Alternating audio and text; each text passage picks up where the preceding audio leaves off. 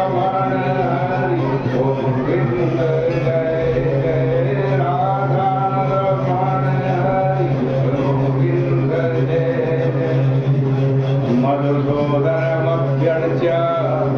कथं शृण्वन्ति ये नरा अक्षय्यायां तृतीयायां ते नरा भक्तिभागिनः। जो मधुसूदन भगवान का पूजन करके कथा सुनते हैं तो मुक्ति के भागी होते हैं। जो लोग इस अक्षय तृतीया के पावन दिवस में मधुसूदन भगवान के निमित्त दान देते हैं, भगवान की आज्ञा से उनको अक्षय सुख की प्राप्ति होती है। देव ऋषि तथा पितरों को यह तिथि शुभ फल प्रदान करने वाली। इस दिन उन लोगों की तृप्ति के लिए, यानी देवताओं की, ऋषियों की, पितरों की तृप्ति के लिए जो कुछ भी दान दिया जाता है उसका अक्षय फल होता है। हे पुरुषों में श्रेष्ठ, इस तिथि को किसने प्रसिद्ध किया उसका मैं वर्णन करता हूँ, सावधान होकर के सुनो। प्राचीन काल में राजा बलि के साथ इंद्र का युद्ध हुआ। देव दैत्यों का द्वंद्व युद्ध हुआ। इंद्र पातालवासी बलि को हराने के पश्चात तोतक्ष ऋषि के आश्रम में गए। उन्होंने उनकी गुरुवनी नाम की मंदगामिनी पत्नी को देखा, जो अपनी कमर में रत्न जड़ित स्वर्ण की करधनी धारण करके शोभायमान हो रही। उसकी किंकणी के शब्द ने मस्त भ्रमर तथा कोकिल के शब्द को भी जीत लिया। वह विचित्र वस्त्र धारण किए हुए प्रियभाषिणी तथा पवित्र थी। कुंभ के समान उसके स्तन शोभायमान थे। उसका मुख कमल के समान तथा नेत्र नील कमल के समान सुशोभित। उसके कपोल केतकी के उदर के सदृश पांडव रंग के मनोहर श्रम से श्वास लेती हुई वर्णशाला की और मुख किए हुए स्थित। उसको इस प्रकार लेती हुई देखकर इंद्र मोहित हो गए और बलात्कार पूर्वक उदत्त मुनि की उस गुरुवनी स्त्री का भोग किया। इंद्र के भोग से गिर जाने की आशंका से जो गर्भस्थ जीव था उसने दुखी होकर योनि द्वार पर पैर रख करके उसे बंद कर दिया। इस कारण इंद्र का वीर्य भूमि पर गिरा।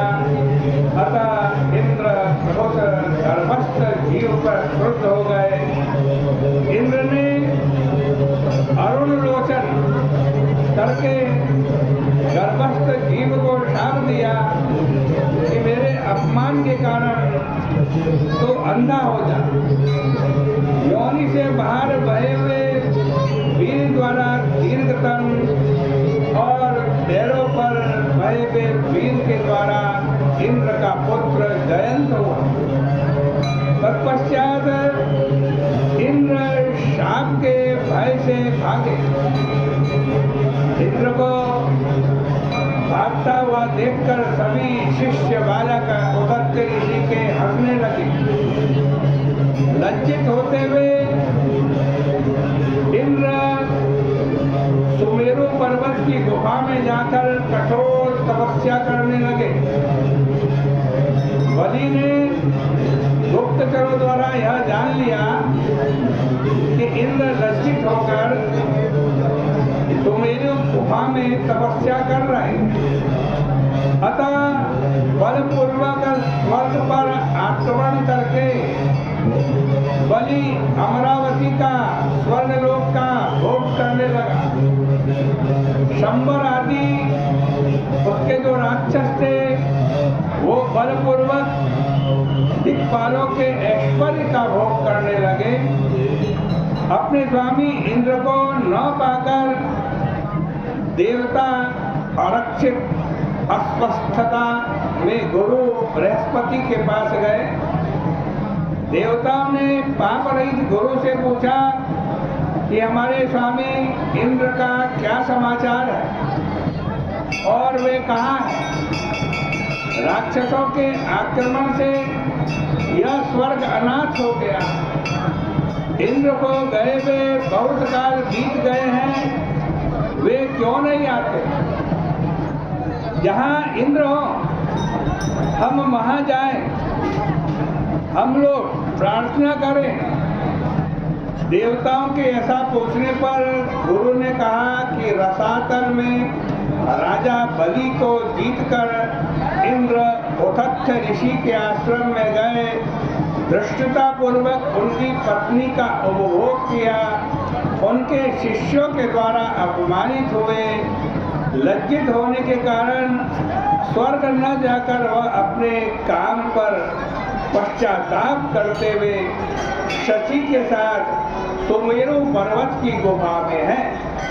गुरु की यह वाणी सुनकर अग्नि आदि देवता सुमेरु पर्वत की गुफा में प्रार्थना करने के लिए शीघ्र गए। वहां पर प्रबल पराक्रमी इंद्र को छिपा हुआ देखकर जगत के प्रसिद्ध उनके स्तोत्रों से देवताओं ने उन्हें प्रसन्न किया। हे देवताओं के स्वामी इंद्र, तुम्हें नमस्कार है।